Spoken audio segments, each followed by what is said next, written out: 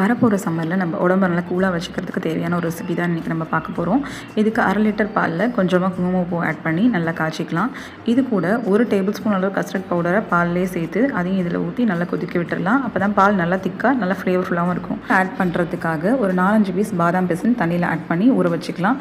இது கூடவே கொஞ்சம் சப்ஜா விதையும் ஊற வச்சுக்கலாம். இதில் மெயின் இன்க்ரீடியன்ட் வந்து இந்த கிர்னி பழம் தான். இதில் உள்ள இருக்க சீட்ஸ் எடுத்துகிட்டு இந்த பல்ப் எடுத்து நம்ம ஜூஸ் போட்டு இதை தனியாக ஆட் பண்ண போகிறோம்.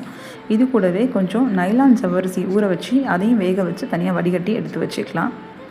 கொதிச்சு ஆறின பாலில் அரைச்ச கிர்னி ஜூஸ், வேக வச்ச ஜவ்வரிசி, ஊற வச்ச சப்ஜா விதை, அது கூடவே பாதாம் பிசின் ஆட் பண்ணிவிட்டு கொஞ்சமாக ஏதாவது ஒரு கண்டென்ஸ்டு மில்க் டேஸ்ட்காக நம்ம ஆட் பண்ணிவிட்டு எல்லாத்தையும் ஒன்றா கலந்துடலாம். கலந்துட்டு ஒரு 1 or 2 hours ஃப்ரிட்ஜில் வச்சுட்டு சில்லுன்னு சர்வ் பண்ணிங்கன்னா ரொம்ப டேஸ்ட்டாகவும் உடம்பை நல்லா கூல் பண்ணக்கூடிய ஹெல்த்தியான ஒரு ட்ரிங்க் உங்களுக்கு கிடைக்கும். கண்டிப்பாக ட்ரை பண்ணி பாருங்கள். வரப்போகிற சம்மரில் நம்ம உடம்பை நல்லா கூலாக வச்சுக்கிறதுக்கு தேவையான ஒரு ரெசிபி தான் இன்றைக்கி நம்ம பார்க்க போகிறோம்.